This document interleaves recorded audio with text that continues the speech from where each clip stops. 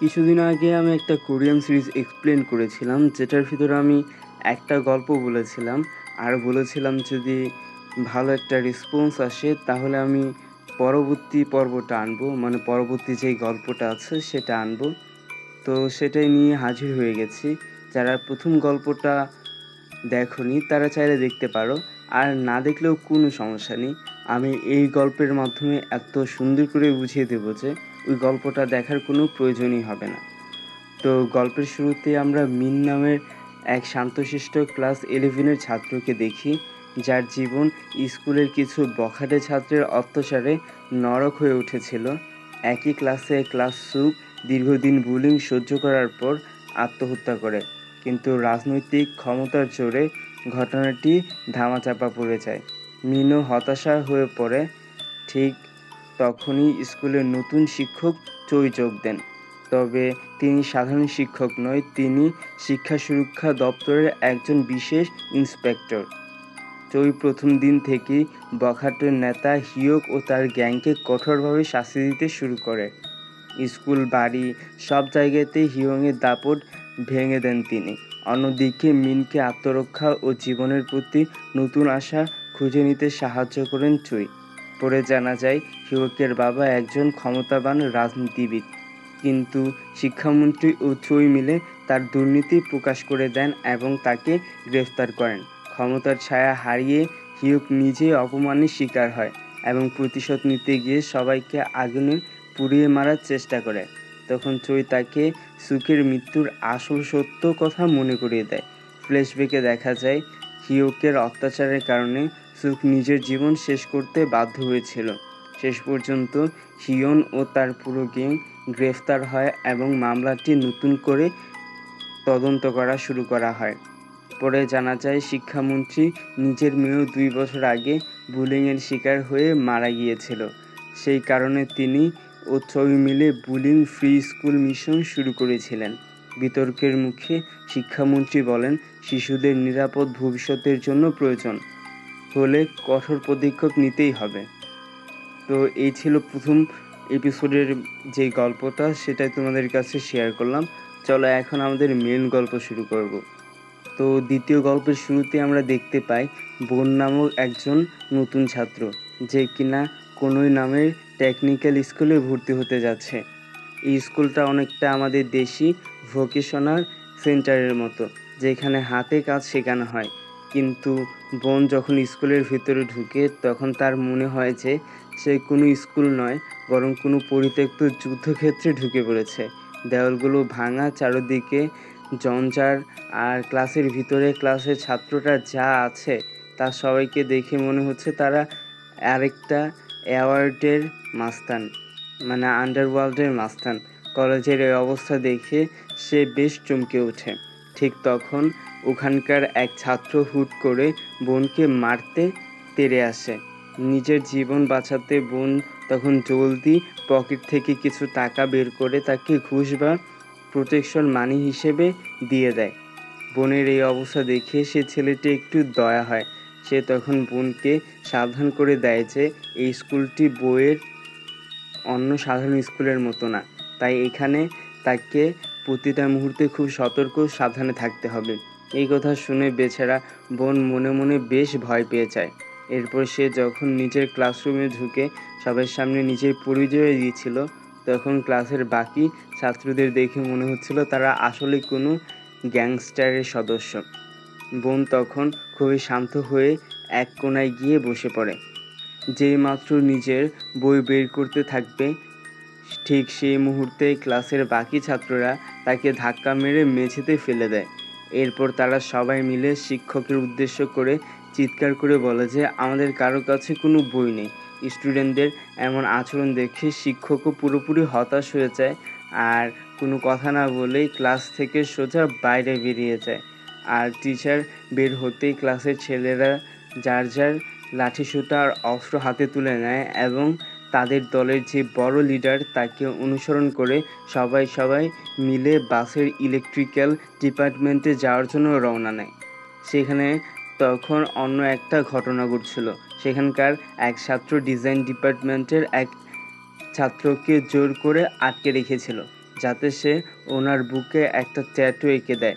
বিষয়টি শুনে কিছুটা অদ্ভুত হলেও এই ট্যাটু আঁকার ঘটনাকে কেন্দ্র করে এক ক্লাসের সাথে অন্য ক্লাসের মধ্যে মারাত্মক এক মারামারি ও ঝামেলা লেগে যায়, আর তারা একে অপরকে আচ্ছা করে পেটাতে শুরু করে।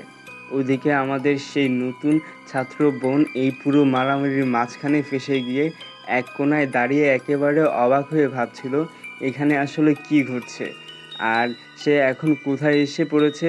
চারপাশে এখন মারামারি চলছে দেখে বোন যখন কিছুই বুঝতে পারছিল না, ঠিক তখনই ক্লাসের একমাত্র শান্ত ছেলে জো এগিয়ে এসে পুরো বিষয়টি বলে যে এই স্কুলে ইলেকট্রিক্যাল ডিপার্টমেন্ট আর অটোমোবাইল ডিপার্টমেন্টের ছাত্ররা প্রায় এভাবে মারামারি করে একে অপরের সাথে, আর তারা এইসব করে মূলত তাদের গ্যাং লিডার বা একজন নেতার নজরে আসার জন্য। বন তখন অবাক হয়ে জিজ্ঞাসা করে, সেই নেতা আবার কে? পরের দিন স্কুলের প্রিন্সিপাল নিজেই চোয়ের কাছে এসে সেই নেতার পরিচয় দিচ্ছিল। ছেলেটার নাম হলো হিও। সেই স্কুলের একজন সাধারণ ছাত্র হলেও বাইরের একটি বড় অপরাধী গ্যাং বা গ্যাংস্টারের সাথে যুক্ত। সে প্রায় কখনো স্কুলে আসে না, ব্র্যান্ডের দামি পোশাক, আচার, প্রচুর টাকা পয়সা আর নেশা করে সে আড্ডা দিয়ে বেড়ায়। এই স্কুলের বাকি ছাত্ররা হিউকের দলে ঢোকার জন্য আর তার মনে জয় করার জন্যই মূলত নিজেদের মধ্যে মারামারি করে থাকে। ঠিক তখনই ইলেকট্রিক্যাল ডিপার্টমেন্টের প্রধানের ফোনে হিউকের একটি মেসেজ আসে, সেখানে দেখা করার জন্য বলেন। মেসেজটি পাওয়া মাত্রই ইলেকট্রিক্যাল ডিপার্টমেন্টের ছাত্ররা মারামারি থামিয়ে দেয়। এতে করে অটোমোবাইল ডিপার্টমেন্টের লিডার রেগে যায়, কারণ তার মনে হয় অন্য গ্রুপটি হিউকে নজরে পড়ে তাদের চেয়ে এগিয়ে গেছে। নিজের গ্রুপের এমন পরাজয়ে রেগে গিয়ে অটোমোবাইল ডিপার্টমেন্টের প্রথম লিডার নিজের রাগ মেটাতে ক্লাসের বাকি ছেলেদের ওপর চড়া হয়, আর সে সবাইকে মারধর করতে শুরু করে। এক পর্যায়ে সে বুন আর জোকে ডেকে একে অপরের সাথে মারামারি করার আদেশ দেয়। তখন জো ফিসফিস করে বুনকে বলে সে যেন জোকে মারার ভান করে বা নাটক করে। বুন তাই করে, আর লিডার তখন ঘোষণা করে যে বুন জিতে গেছে। এরপর থেকে তারা জোকে তাদের পাঞ্চিং ব্যাগ বা শক্তি পরীক্ষার মাধ্যম বানিয়ে দেয়। নিয়ম করা হয় যে ক্লাসের ছেলেরা জোকে মারবে, আর জো তার সহ্য ক্ষমতা অনুযায়ী তাদের নাম্বার দিবে। এভাবে তারা সবাই মিলে জোকে বুলি করতে থাকে। বেচারা জো মুখ বুঝে সেই সব অত্যাচার সহ্য করে। দিন শেষে সে যখন বাড়ি ফিরে তখন ব্যথায় সে ঠিকমতো হাঁটতেও পারছিল না। জো এই অবস্থা দেখে বোনের খুব কষ্ট হয়। বোন তখন জোয়ের স্কুল ব্যাগটা নিয়ে তাকে বাড়ি পর্যন্ত পৌঁছে দেয়। বোনের এই ভালো ব্যবহার জোকে তাকে নিজের বাড়িতে নিয়ে যায়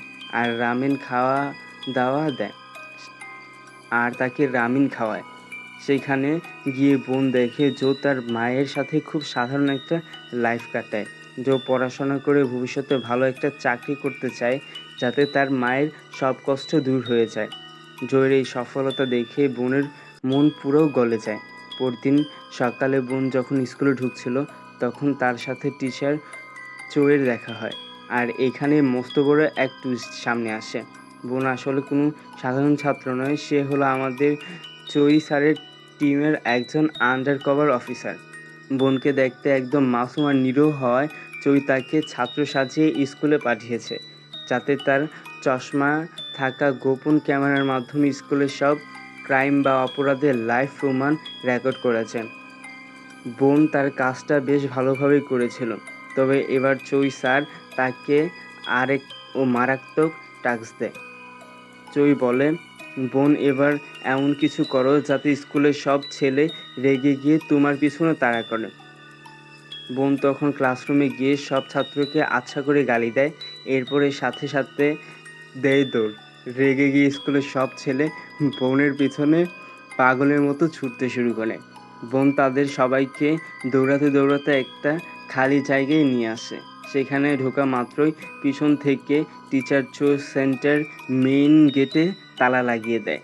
এরপর তাদের সবার সামনে এসে নিজেই পরিচয় দেয়। ছাত্রদের মধ্যে একজন চই স্যারকে চিনেও ফেলে আর বলে, আরে এই তো সেই ডেঞ্জারাস অফিসার যাকে আমরা খবরে দেখেছি। কিন্তু বাকি ছাত্ররা দেমাক দেখিয়ে বলে, ধুর, আমরা কি ওই দেওয়ার স্কুলের মতো লক্ষ্মী বাচ্চা নাকি যে সে আমাদেরকে সাইজ করতে পারবে?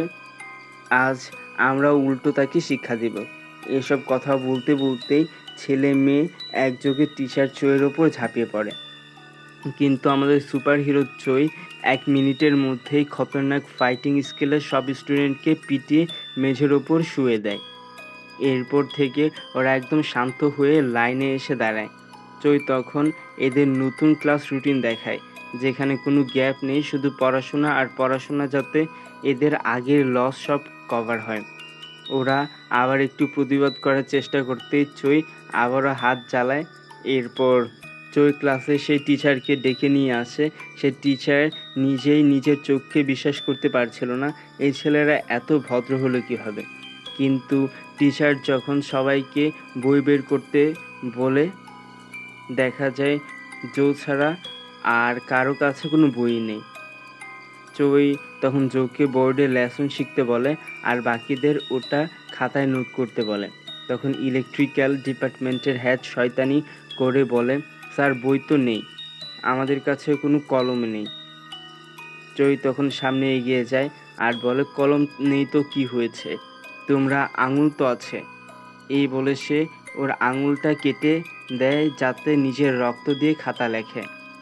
ব্যাস, এই সিন দেখে বাকিদের সব শয়তানি 1 সেকেন্ডে হাওয়ায় চলে যায়। সবাই পকেট থেকে কলম বের করে তাড়াতাড়ি করে লেখা শুরু করে দেয়। আর যাদের ছিল না তারা পাশের জোনে থেকে চেয়ে নেয়। কিন্তু লেখার 5 মিনিটও যায় না, চই হুট করে বোর্ডে সব লেখা মুছে দেয় আর বলে, তোমাদের টাইম শেষ হয়ে যায়, যারা যারা লিখতে পারোনি লাইনে আসো। এই বলে সে সবাইকে আবারও মারতে শুরু করে। তখন অটোমোবাইল ডিপার্টমেন্টের হেড পুরো ফেটে পড়ে আর বলে, এই ফালতু থিওরি ক্লাস আমাদের কোনো কাজে আসবে না। চই তখন বলে, তুমি তো একদম ঠিক কথাটা বলেছ, চলো তাহলে প্র্যাকটিক্যাল ক্লাসে যাওয়া যাক।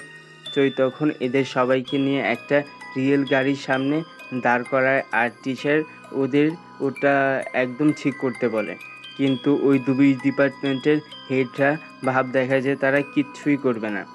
চই তখন আর কথা না বাড়িয়ে ওই 2 হেডকে D8 গাড়ির টিকিটে বন্দি করে দেয় আর গাড়ি স্টার্ট দিয়ে তাদের নিয়ে এমন এক স্পিডে রাইড দেয় যে গাড়ির ভিতরে এদের অবস্থা খারাপ হয়ে যায়। এই ঘটনার পর স্কুলের সব ছেলে চইকে চরম লেভেলের রেসপেক্ট করা আর ভয় করা শুরু করে দেয়।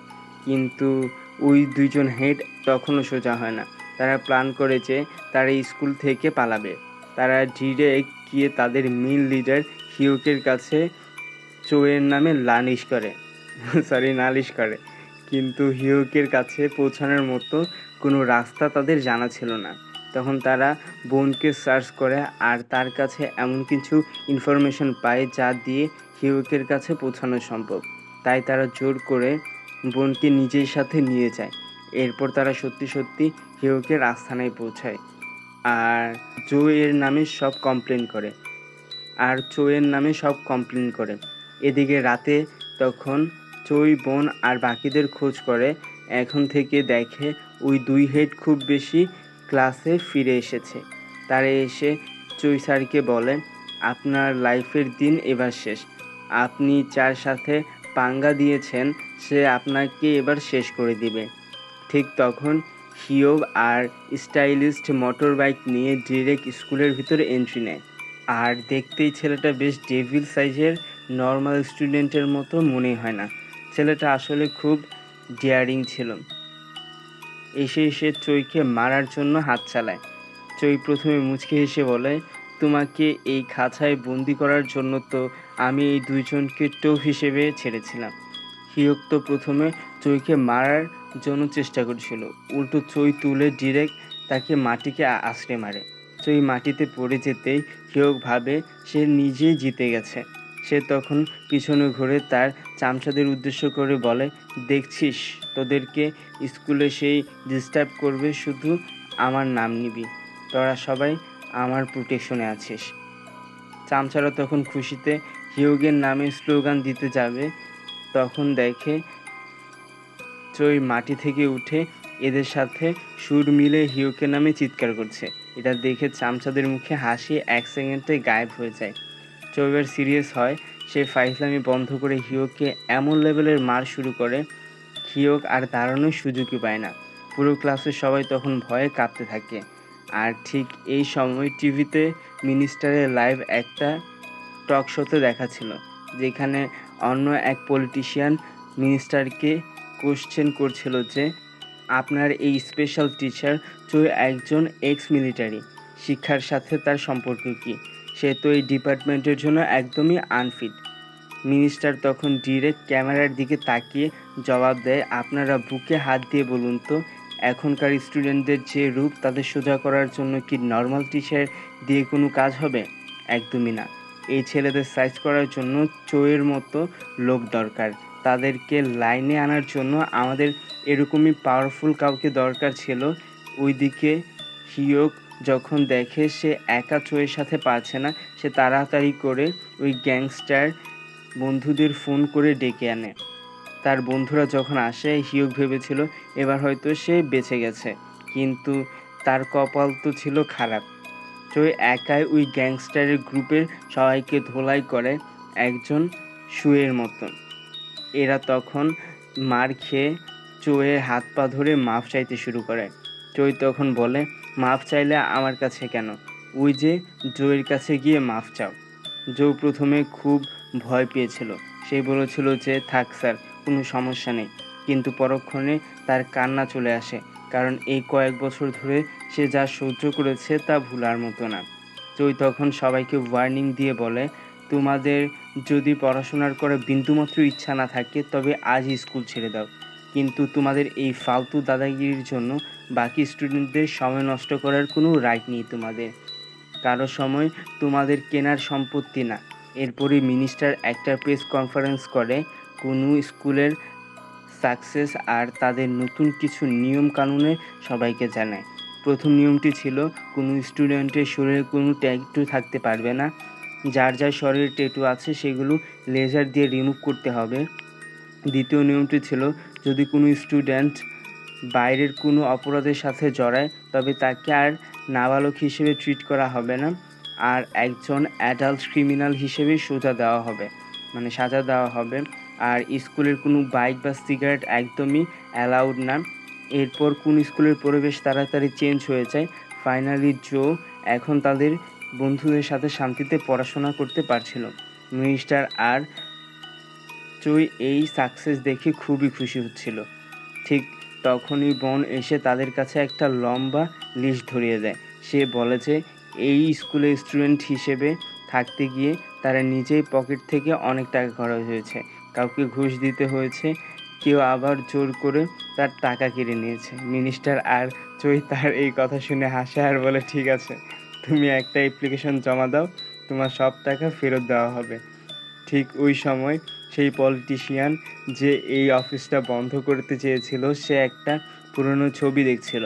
ছবিটা ছিল 2 বছর আগের এক ফিউনারালে, যেখানে মিনিস্টারে আর জয় দুজনে কান্নায় ভেঙে পড়ছিল। আর তখনই আমরা জানতে পারি মারা যাওয়া এই মেয়েটি ছিল জয়ের ফিয়ন্সে। 2 বছর পার হয়ে গেলেও জয় এখনও সেই শোক আর অন্যায়ের কথা বুঝতে পারেনি। ফ্ল্যাশব্যাকে আমরা দেখি 2 বছর আগে চই আর ওই মেয়েটির রাস্তা দিয়ে হেঁটে যাচ্ছিল। তখন তারা দেখে কিছু স্টুডেন্ট আড়ালে দাঁড়িয়ে সিগারেট খাচ্ছে। চই তখন মেয়েটিকে বারণ করে বলে, ওদের কাছে যেও না, এখনকার স্টুডেন্টরা খুব বিপজ্জনক হয়। কিন্তু মেয়েটি ছিল খুবই দায়িত্ববান। সে বলে, তুমি আছো না আমাকে প্রোটেক্ট করার জন্য, আর আমরা টিচাররাই যদি স্টুডেন্টদের ভয় পেতে শুরু করি তবে আমাদের জীবন তো আরও কঠিন হয়ে যাবে। এই বলে সেও স্টুডেন্টদের কাছে যায় আর তাদের সিগারেট কেড়ে নেয় আর তাদের ভালো পরামর্শ দেয়। কিন্তু দুর্ভাগ্যবশত জয়ী সবসময় তাকে প্রোটেক্ট করতে পারেনি। একদিন ওই স্টুডেন্টদের মধ্যে একজন ছিল চরম লেভেলের অপরাধী। সেই মেয়েটিকে একদম মেরেই ফেলে। কোর্টে বিচারের সময় ওই স্টুডেন্টটি নাটক করে বলে যে সে নিজের ভুলের জন্য অনুতপ্ত আর সে আসলে ম্যামকে খুব ভালোবাসত।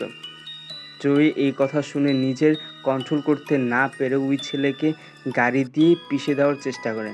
কিন্তু তখন মিনিস্টার এসে তাকে আটকে দেয়, কারণ মারা যাওয়া ওই মেয়েটি শুধু চোয়ের হবু স্ত্রী ছিল না, সে ছিল মিনিস্টারের একমাত্র মেয়ে।